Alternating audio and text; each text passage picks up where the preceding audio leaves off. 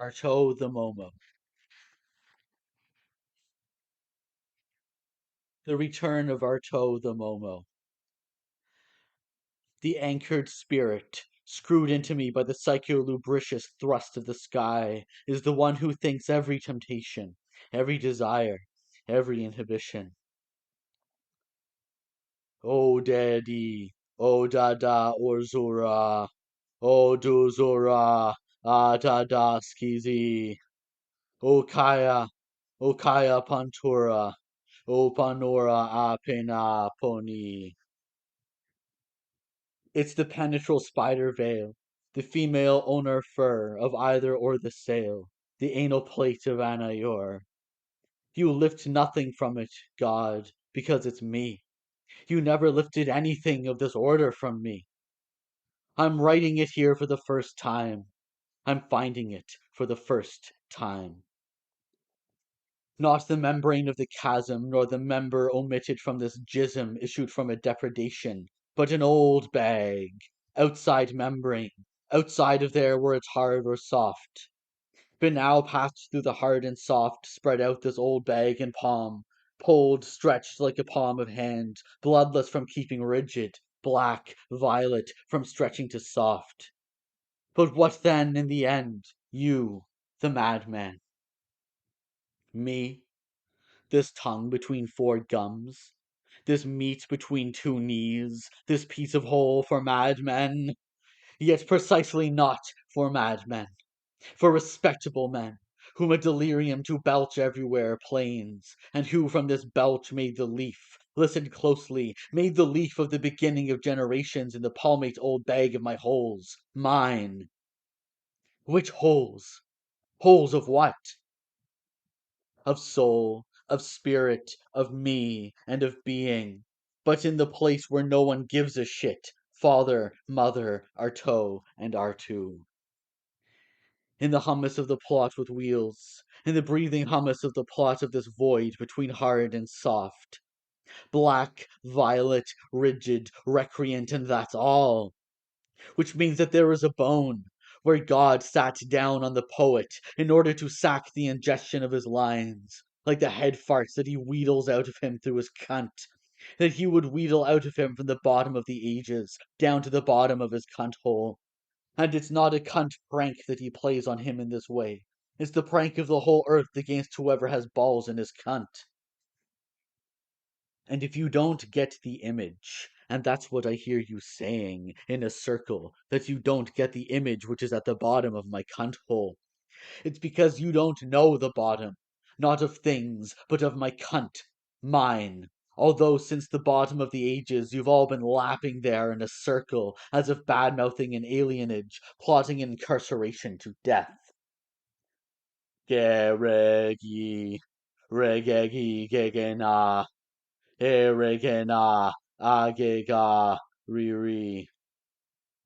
Between the ass and the shirt, between the jism and the underbet, between the member and the letdown, between the membrane and the blade, between the slat and the ceiling, between the sperm and the explosion, between the fishbone and between the slime, between the ass and everyone's seizure of the high pressure trap of an ejaculation death rattle is neither a point nor a stone, burst dead at the foot of a bound, nor the severed member of a soul. The soul is no more than an old saw, but the terrifying suspension of a breath of an alienation, raped, clipped, completely sucked off by all the insolent riffraff of all the turd buggered who had no other grub in order to live than to gobble Artaud, Mômo, there where one can fuck sooner than me, and the other get hard higher than me and myself, if he had taken care to put his head on the curvature of that bone located between anus and sex.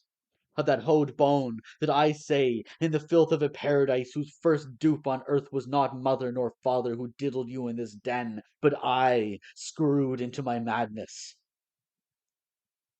And what seized hold of me that I too rolled my life there? Me! Nothing! Nothing! Because I am there. I'm there, and it is life that rolls in obscene palm there. Okay, and afterward, afterward, afterward, The old Artaud was buried in the chimney hole he owes to his cold gum to the day when he was killed. And afterward, afterward, he is in this unframed hole that life wanted to frame. Because he is not a hole, but a nose it always knew all too well to sniff the wind of the apocalyptic head, which they suck on his clenched ass. And that Artaud's ass is good for pimps and miseraire. And you too, you have your right gum buried, God.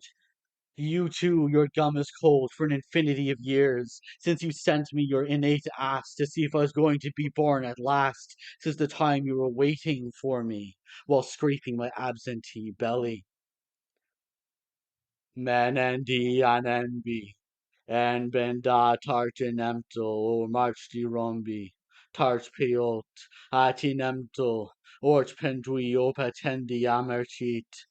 Orcht ta tro torch, compli coti onch, ati onch, ongli. Center mother and boss pussy. I talk the in-walled totem, for the wall totem is such that the viscous formations of being can no longer straddle it up close. Its old bag sex, this repressed totem, is a meat of abstruse repulsion, this skeleton that we can't crossbreed, neither with mother nor with innate father, not being the pussy meat that we copulize at peep o' day. Now the paunch was not freighted when Totem entered history in order to discourage the entering, and it was crucial belly to bang each mother who wanted to penetrate Pussy Toad on Boss Pussy into the insurgent exsanguine tube as the center of the panacea. Pussy Toad and Boss Pussy are the two sluttish vocables that father and mother invented to get the crudest pleasure out of him. Who that? Him. Strangled Totem. Like a member in a pocket that life rockets so close that in the end the inwalled totem will burst the belly of birthing through the swollen piscina of the mother's sex organ, opened by Boss Pussy's key. Insult to the unconditioned. It's through third-rate meat, dirty third-rate meat that we express thee, that we don't know that, placing ourselves outside so as to be without, with, third-rate meat really befouled and mirrored in the ass of a tart, dead and desired.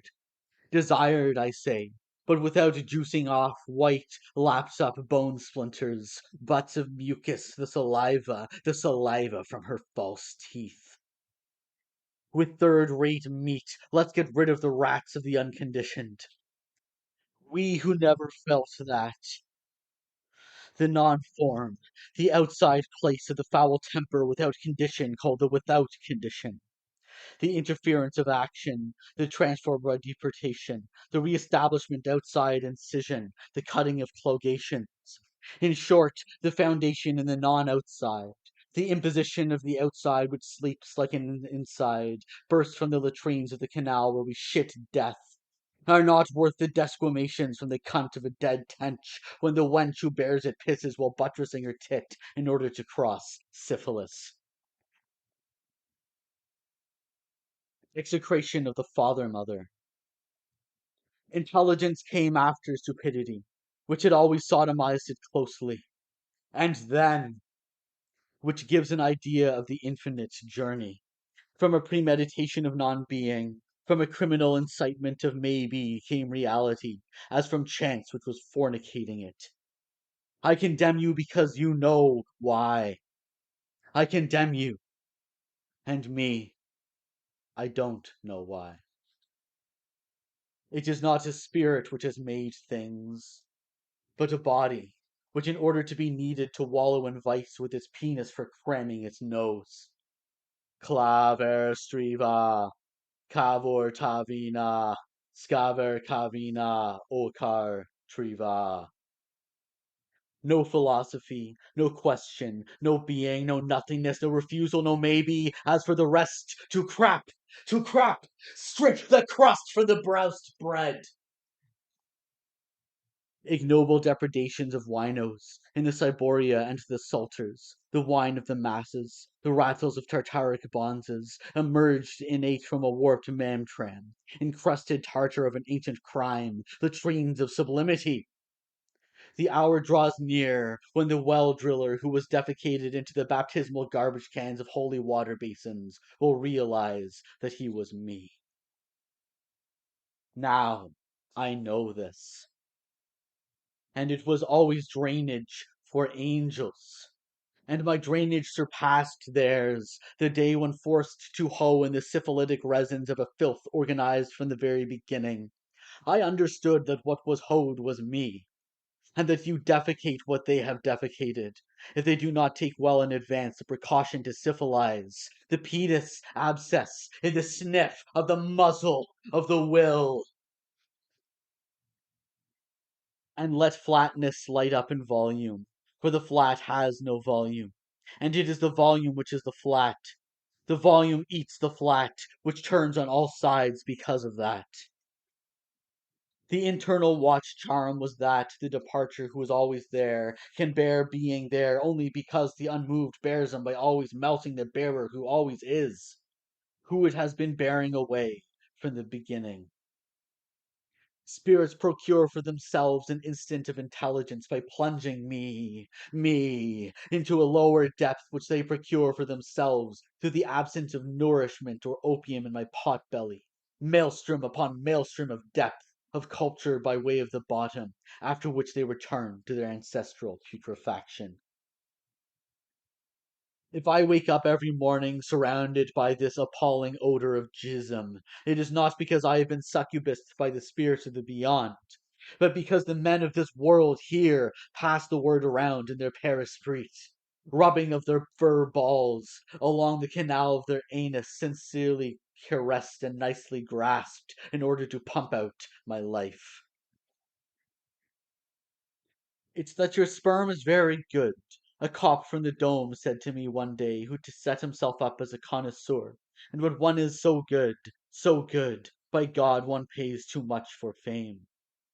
For probably he emerged from it, from this sperm so good, and he had churned and sucked it like everyone else in the world the whole last night.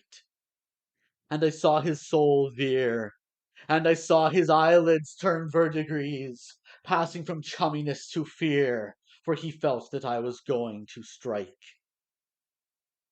No first name basis, nor chumminess, never with me, no more in life than in thought. And I don't know if it isn't in a dream that I heard the end of his phrase. And when one is so good, by God, one pays too much for fame. Weird dream where the skeleton of the church and the police were on a first name basis in the arsenic in my seminal liquor. For the old lament was coming back from the story of the old Artaud assassinated in the other life, who will not again enter this one. But haven't I entered it? Entered this fucked up, jerk off life in the 50 years since I've been born? P.S. It's a lament that was recited not quite 6 centuries ago in the high schools of Afghanistan, where Artaud was spelled Arto, Arto. The same lament is found in old Mazdian or Etruscan legends and in passages of the Popol Vuh. Alienation and black magic. Insane asylums are conscious and premeditated receptacles of black magic. And it is not only that doctors encourage magic with their inopportune and hybrid therapies, it is how they use it. If there had been no doctors, there would never have been patients.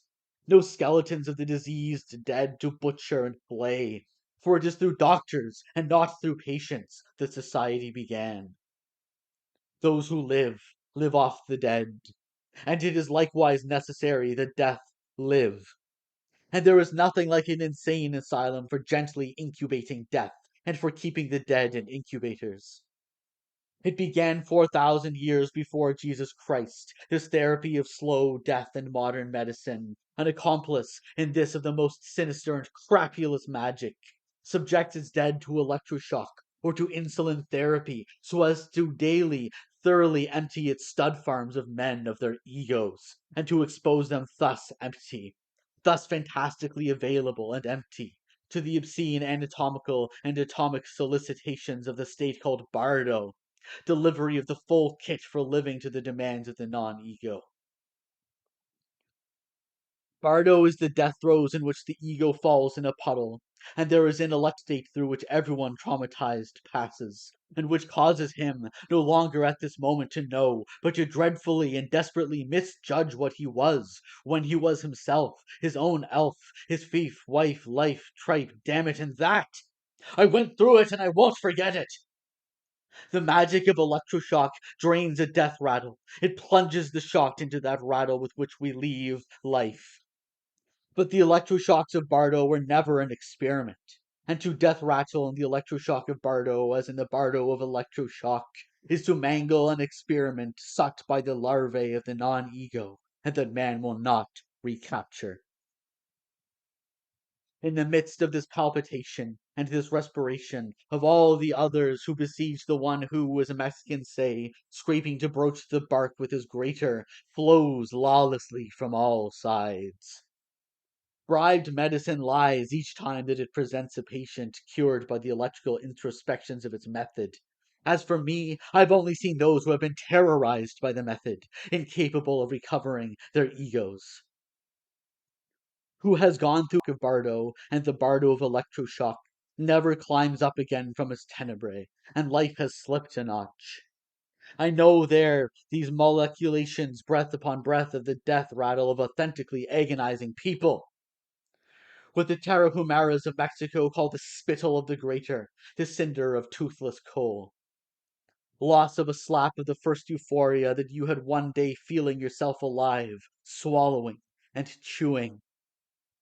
It is thus that electroshock, like Bardo, creates larvae. It turns all the patient's pulverized states, all the facts of his past into larvae which are unusable in the present, yet which never cease besieging the present. Now I repeat, Bardo is death, and death is only a state of black magic which did not exist so long ago. To thus create death artificially, as present-day medicine attempts to do, is to encourage a reflux of the nothingness which has never been to anyone's benefit, but off which certain predestined humans profiteers have been eating their fill for a long time, actually since a certain point in time.